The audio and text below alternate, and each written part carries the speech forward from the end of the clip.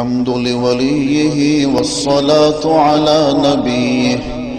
والوزن والعدل والفضل والنظم والعظم بالجزم، بوحدته بكبريائه بسلطان وبإعلان وبإتقان وبإيمان وبيان في فرقان، وحده لا شريك له، وحده بوحدة موحدا بوحدة موحدا بوحدة، وحيدا وأحدا بلا مدد وجدد ونصب ووصف في الكمال، لا شريك له ولا نظير له ولا مثل له ولا مثال له، ولا وزير له ولا مقارن له ولا مكاظم له ولا مداني له ولا مضارع له، ولا جلد بلد ولد جسد رسو جزو ونزو عظم له، ولا جذب وصف عيب تاب بيت خصم له،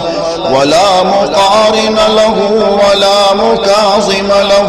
ولا مداني له ولا مضارع له ولا مناظر له. ثم نشهد أن لا إله إلا الله وحده لا شريك له، من يشرك في ذاته وصفاته وعاداته وآياته أو يتبرك بغيره من نبي وولي وتقي ونقي ونسيم وحسين وجميل وصغير وكبير فعليه الخسران والوبال. ثم نشهد أن سيدنا وسندنا ونبينا ومولانا مؤيدنا مخدومنا منظومنا معصومنا مقصومنا مقصودنا أجدر الخلق جديرنا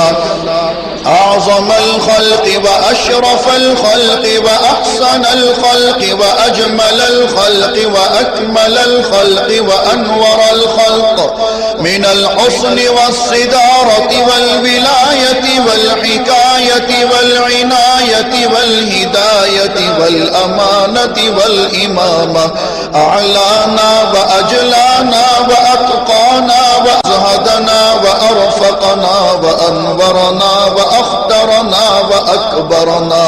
أحمر أنور أجدر أطفل أوسق أنور أجمل أكمل له. ثم نشهد أن حبيب ربنا وصمدنا محبوب جدلنا ونزلنا ووصلنا إيماننا مبين فرقاننا هادي سبيلنا رونق جدراننا،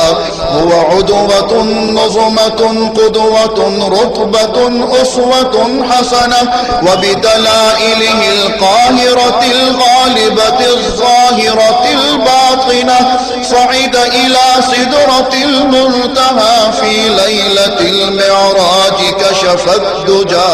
ثم دنا ثم دنا ثم دنا فتدلى فكان قاب قوسين أو أدنى.